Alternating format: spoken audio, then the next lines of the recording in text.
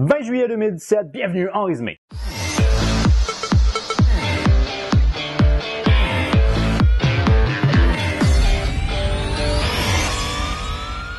Bonjour à vous communauté, mon nom est Yves Lantier, bienvenue en résumé l'actualité avec une poigne d'humour et d'humanisme. Alors communauté, je m'excuse concernant la semaine dernière parce que j'ai pas pu faire de capsule. Je vous ai expliqué la raison, c'est-à-dire que jeudi soir, j'ai travaillé de soir. En fait, plus particulièrement, j'ai travaillé de nuit. Donc, je commençais à 7h le soir, puis théoriquement, je devais finir à 3h du matin. Finalement, j'ai fini à 1h30.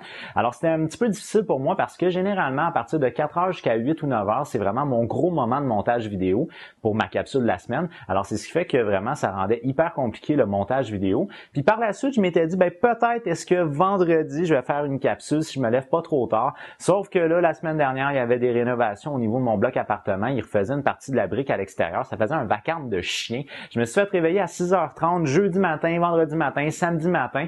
Puis là, ça donne que jeudi soir, comme je vous ai dit, j'ai fini aux alentours de comme 1h30. Mettons que je me suis couché, il était peut-être 2h30 du matin. À 6h30, je me faisais réveiller par la construction. J'ai essayé de dormir, mais j'ai eu vraiment beaucoup de difficultés. C'est la raison pour laquelle je n'ai pas fait de capsule la semaine dernière. Toutes mes excuses communauté. En plus de ça, là, 2 semaines, j'ai eu des difficultés. J'avais exporté ma vidéo, tout était fini, puis mon vidéo était corrompu. Alors, c'est ce qui fait que ma vidéo ne fonctionnait pas. Alors là, j'ai eu des problèmes les 2 dernières semaines. J'espère que cette semaine, tout va bien aller communauté. Alors, cette semaine dans l'actualité, qu'est-ce qui a beaucoup retenu mon attention communauté? La première chose que je tiens absolument à parler, c'est qu'on a retrouvé mort le chanteur de Linkin Park, Chester Bennington, ce qui semble être sa résidence, donc au minimum dans une maison privée. Il se serait pendu. Alors là, pour l'instant, il n'y a pas de confirmation très très claire dans le sens où on ne peut pas dire, on ne peut pas affirmer qu'il s'est suicidé par pendaison parce qu'il n'y a pas eu d'enquête qui a été complétée. Sauf que selon ce que rapporte le médecin légiste de l'État de la Californie aux États-Unis, on a retrouvé le corps mort pendu dans une maison privée. Alors le chanteur de Linkin Park avait 41 ans, c'est le père de 6 enfants de 2 mariages différents, donc il laisse dans le deuil 6 enfants plus sa femme actuelle, puis peut-être même son ancienne femme, dépendamment des liens qu'il y avait. Et là, la thèse du suicide est plus que plausible. Pourquoi? Parce que aujourd'hui, le 20 juillet 2017, c'était le 20 juillet, c'était la journée de fête d'un de ses très bons amis qui, en mai dernier, s'est suicidé par pendaison aussi. Alors, ça serait logique, disons, dans la séquence des choses. Chester Bennington était un homme qui était très troublé psychologiquement. C'est un homme qui avait déjà semble-t-il, partagé qu'il y avait eu des idées suicidaires. C'est un homme aussi on savait qu'il y avait un problème de consommation abusive d'alcool, de drogue. C'est un homme aussi qui a été abusé dans son enfance par un homme. Alors, on savait que c'était un homme qui était en difficulté sur un point de vue psychologique. C'est vraiment quelque chose qui est très marquant, je pense, pour ma génération à moi, parce que Linkin Park, c'est un groupe qui a été très emblématique. En tout cas, pour moi, ça a été mon groupe préféré pendant mon adolescence. C'était le band qui, semble-t-il, a été le plus populaire et le plus lucratif dans le style new metal. Alors, je suis pas très familier avec les styles musicaux, mais il semblerait que ce soit le band le plus populaire du new metal. Alors, pour moi, ça a été vraiment une figure très importante dans mon adolescence parce que j'ai été un fan pendant plusieurs années de ce groupe-là. Puis c'est un choc quand même qu'on vit. Malheureusement, même si on sait que le gars, il avait des problèmes, disons qu'il y avait un problème au niveau de la maladie mentale, il reste qu'il n'a pas réussi à avoir peut-être les ressources nécessaires au moment nécessaire.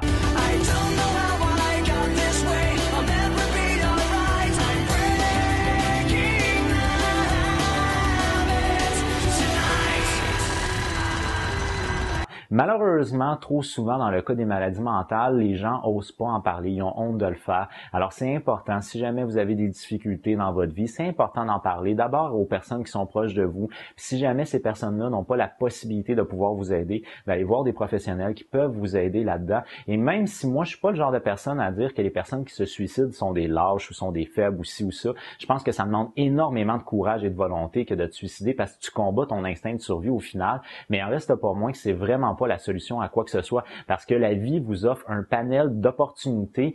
Vous pouvez à partir d'aujourd'hui changer complètement votre vie avec toutes les différentes opportunités que vous avez. Votre réalité peut changer complètement. Alors je pense que c'est vraiment très important. Et pour avoir déjà connu entre autres une personne qui a essayé de se suicider qui aujourd'hui a une vie qui est en tout cas au minimum c'est une meilleure vie que ce qu'il avait connu par le passé. C'est important d'aller voir des gens ressources avant de faire le pas parce que vous pouvez changer complètement votre votre réalité qui semble être beaucoup trop lourde en ce moment. Alors, c'est important d'en parler. Toujours dans l'actualité communauté, une chose qui a beaucoup retenu l'attention cette fois-ci sur Internet, je crois, que c'est l'histoire d'une jeune femme qui s'est promenée en mini-jupe et en t-shirt sur un site historique en Arabie Saoudite. Alors, cette jeune femme-là, dont les vidéos ont apparu initialement sur Snapchat, par la suite sur Twitter, a été arrêtée parce qu'elle portait une mini-jupe et un t-shirt dans des lieux historiques en Arabie Saoudite. Alors, il est illégal pour les femmes en Arabie Saoudite de sortir, première des choses, non voilées, mais également de porter un t-shirt, ça révèle beaucoup trop de peau, et une mini-jupe. Bon, là, ne vous en faites pas, cette jeune femme-là, bon, première des choses, elle a avoué son crime, c'est-à-dire qu'elle a avoué qu'elle avait bel et bien fait ça, habillée comme ça dans un lieu historique, mais elle a été relâchée sans aucune accusation, ce qui est très bien au final, l'histoire finit bien à ce niveau-là. Mais un fait anecdotique, communauté, c'est que j'ai lu cet article-là où on disait l'arrestation de la femme parce qu'elle a porté une mini-jupe et un t-shirt dans un lieu historique en Arabie Saoudite.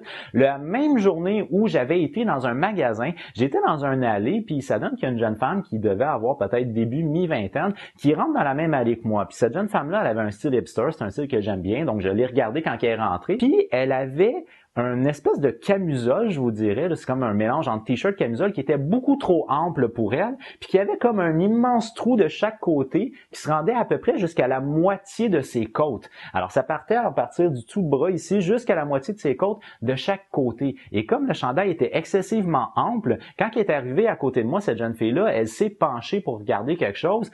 Je voyais à partir de ses côtes jusqu'à ses seins en avant l'ensemble de sa brassière en dentelle noire. Alors non seulement est-ce qu'elle avait ça, mais en plus de ça, quand elle est partie, j'ai remarqué qu'elle portait des shorts qui étaient tellement courtes qu'elle était juste au-dessus du gras de ses fesses. Donc, on pouvait voir le gras de ses fesses et le début de ses cuisses quand elle marchait. Alors, j'ai eu à côté de moi dans un magasin une jeune femme que je voyais complètement sa brassière, une partie de sa poitrine et même une partie de ses fesses. Mais en Arabie Saoudite, il est illégal d'avoir une mini-jupe qui t'arrive à la mi-cuisse et un t-shirt qui révèle pratiquement rien de ton torse. J'ai l'impression qu'il y a comme une immense frustration sexuelle vécue en Arabie Saoudite. Hein? Un autre sujet qui a beaucoup retenu l'attention cette fois-ci, c'est au Québec. C'est un référendum qui a fait, selon moi, beaucoup trop jaser pour l'ampleur de la chose. Alors, il y a un référendum dans la région de la ville de Québec qui s'est tenu concernant est-ce que la ville doit vendre ou non un certain territoire, un certain terrain pour faire un cimetière musulman. Et ce référendum-là a été donné à la population qui habite à proximité du terrain. Il s'adonne que c'est un terrain qui est zoné dans une zone industrielle et qui, là, devait changer de zonage pour pouvoir permettre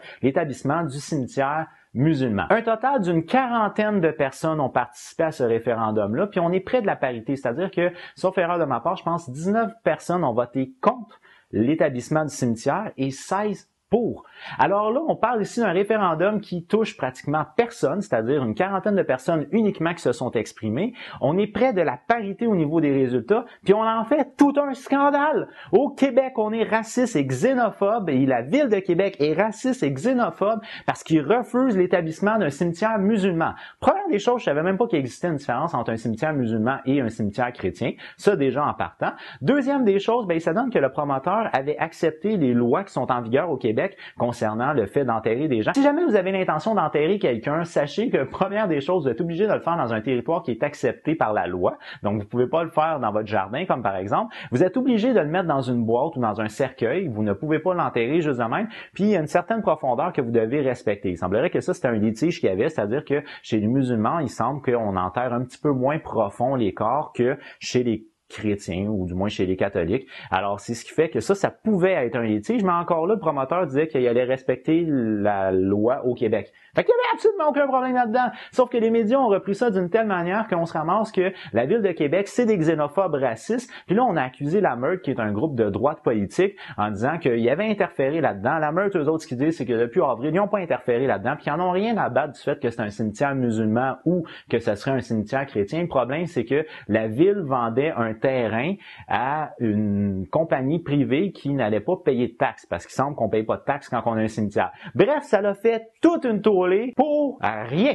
Maintenant, communauté, en guise de dernier sujet, eh bien, je vous ai gardé un sujet qui est en soi assez anecdotique, mais c'est vraiment la couverture médiatique, selon moi, qui est drôle là-dedans. Alors, dans la ville de Washington, aux États-Unis, on a assisté à ce qui est peut-être le premier suicide d'un robot. Alors, il existe dans un centre commercial XY à Washington des patrouilleurs qui sont des robots qui se promènent pour assurer la sécurité des gens qui sont sur place. Puis ça donne qu'il y a un des robots qui s'est dirigé de par lui-même vers l'escalier qui descend direct dans une fontaine d'eau. Alors, un robot, c'est alimenté par l'énergie électrique. Qui dit électricité et eau, ça fait pas un bon ménage. Alors non, il s'est pas suicidé noyé, il s'est plus comme électrocuté finalement. Fait qu'au final, le robot s'est suicidé par électrification, littéralement. Et là, ce qu'on veut faire, c'est une autopsie, donc une analyse du robot pour savoir pourquoi est-ce qu'il s'est suicidé exactement, pourquoi est-ce qu'il a été de par lui-même dans l'eau. Alors, au lieu de titrer qu'un robot a eu un problème, tout simplement, puis qu'il s'est mal enligné, puis qu'il a été pitché dans une fontaine, on préfère titrer « Le suicide d'un robot frappe Washington ».